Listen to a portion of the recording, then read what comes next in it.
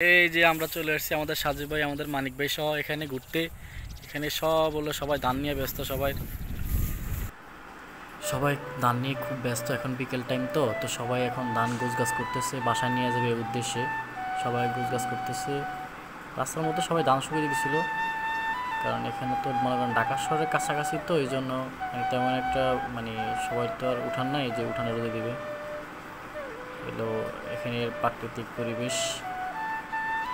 আকাশের হাতে আছে এক রাশ নীল, বাতাসের আছে কিছু গন্ধ, ধরো রাত্রির গায়ে জলে জোনাকি, তটিনীর বুকে মৃদু ছন্দ।